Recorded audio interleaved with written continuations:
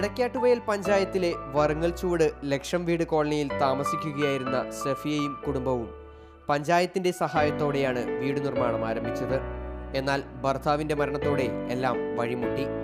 അടച്ചുറപ്പില്ലാത്ത വീട്ടിൽ പ്രായപൂർത്തിയാകാത്ത മകളെ താമസിപ്പിക്കാൻ ഭയന്ന ആ ഉമ്മ അവളെ നിലമ്പൂരിലെ യത്തീംഖാനയിലാക്കി. മകന്റെയും മകളുടെയും ഭാവിയെക്കുറിച്ച് വിലപിച്ച സഫിയയുടെ ജീവിതത്തിലെ വഴിത്തിരിവായത് എറണാകുളത്തു നിന്നും നിലമ്പൂരിലേക്കുള്ള ട്രെയിൻ യാത്രയാണ്. യാത്രയിൽ സഫിയയ്ക്ക് മുന്നിൽ മുൻ മുഖ്യമന്ത്രി ഉമ്മൻചാണ്ടിയുടെ സീറ്റായിരുന്നു.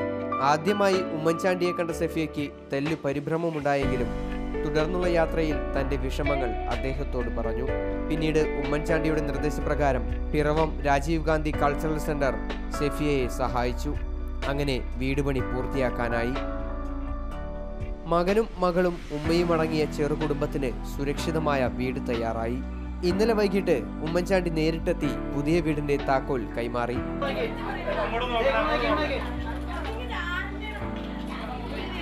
മറ്റുള്ളവരെ സഹായിക്കുന്ന കാര്യത്തിൽ വളരെയേറെ പ്രവർത്തനങ്ങൾ ഇന്ന് നടക്കുന്നുണ്ട്. അതൊരു വളരെ നല്ല ഒരു മാറ്റമാണ്. ഇതുപോലുള്ള നിരവധി കാര്യങ്ങളിൽ നമുക്ക് പങ്കാളികളാകാൻ ഇനിയും അവസരം ഉണ്ടാകണം. അടച്ചുറപ്പുള്ള വീട്ടിൽ മക്കളുമായി കഴിയാമെന്ന ആശ്വാസത്തിലാണ് ഈ ഉമ്മ.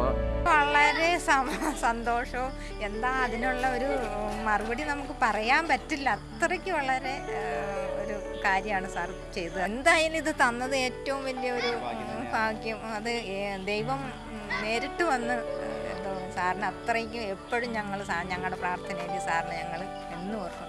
അതുപോലെ സാബു സാറും പിന്നെ അമേരിക്കൻ ജോയി ഇട്ടെന്നും പറഞ്ഞൊരു സാറുണ്ട്. ആ സാറും എൻ്റെ നേതൃത്വത്തിലാണ് ഈ പണി ഇങ്ങനെ ഇത്രയും നല്ല രീതിയിൽ നല്ല ഭംഗിയായിട്ട്.